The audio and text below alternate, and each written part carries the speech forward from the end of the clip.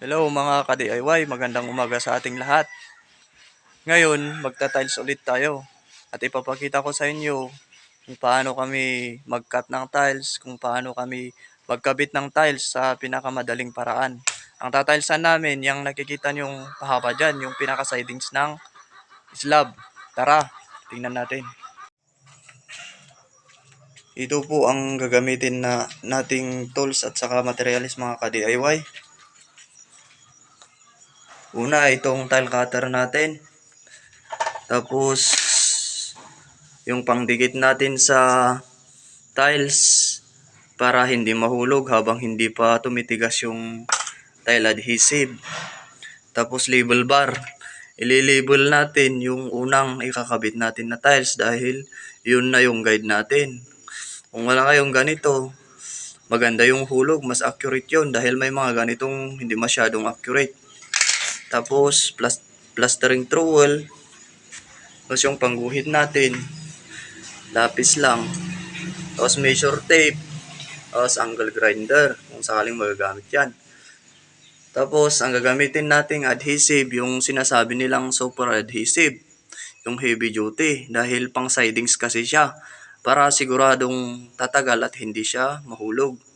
At ang gagamitin nating tiles, itong ceramic na 30 by 60. Ito kasi ang mga tiles na nakadesign para sa mga wall natin, mga sidings.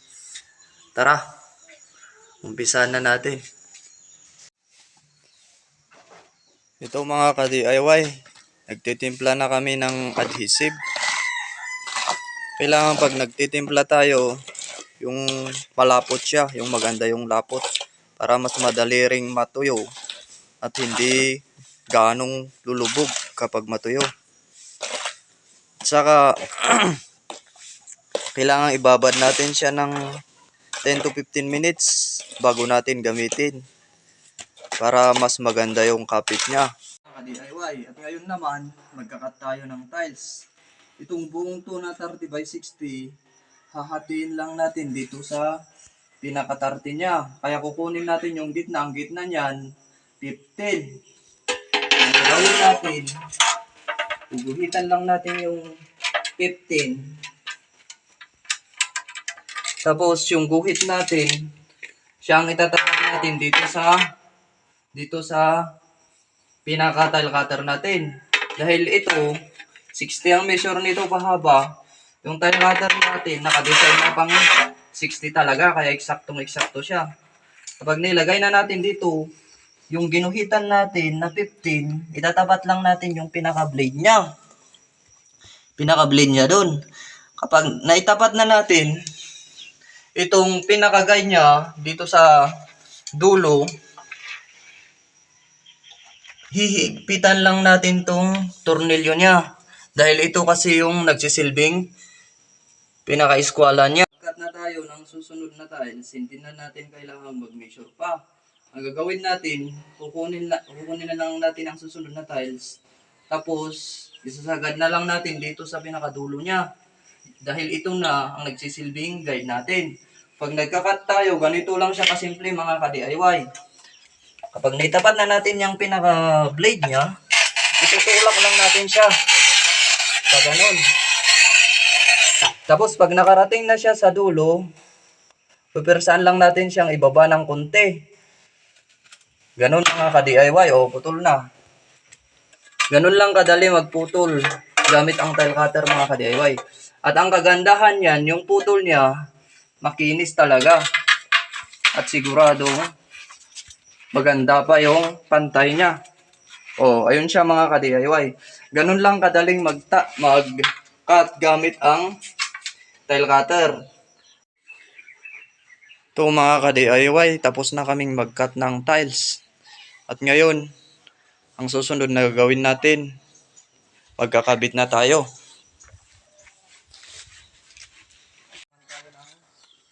Tile adhesive.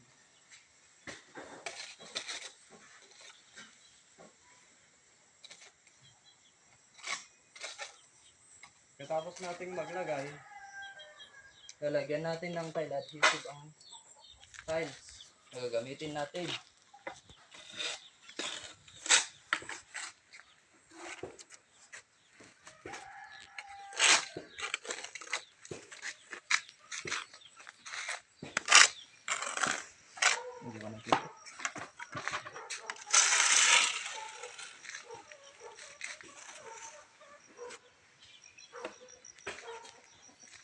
Tapos ikakabit na natin.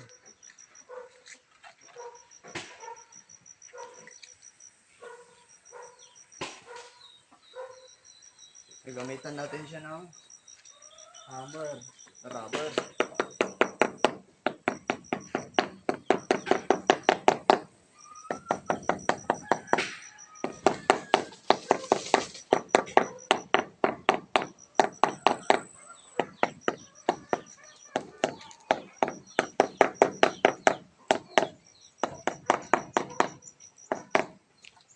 Tapos, gagamitan lang natin siya ng tape.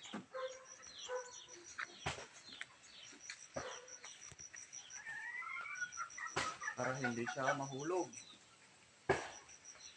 Dahil mahuhulog yan,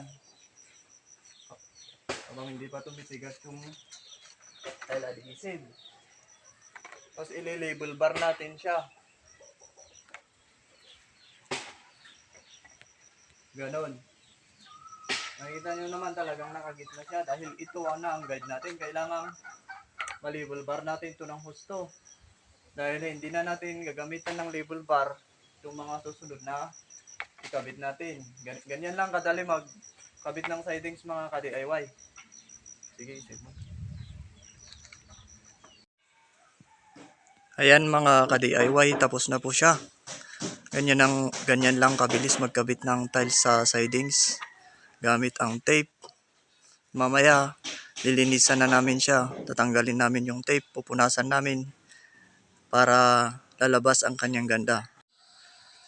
Sige. Ito mga ka-DIY, nagtatanggal na kami ng tape. Tulad ng sabi ko kanina, 1 to 2 hours pwede nang tanggalin yan dahil matigas na yan. Pagkatapos, pinupunasan namin ng basahan. Tapos yung tuyo naman para mas malinis. Ito na po siya mga ka-DIY. Tapos na po natin nalinisan. Napunasan ng maayos. At lumitaw na po yung kintab niya. Ganyan lang po yung dugtungan niya. Naka 0-0 po siya para magandang tingnan. Ayan, tapos kayo nang humusga kung maganda ba siya o hindi.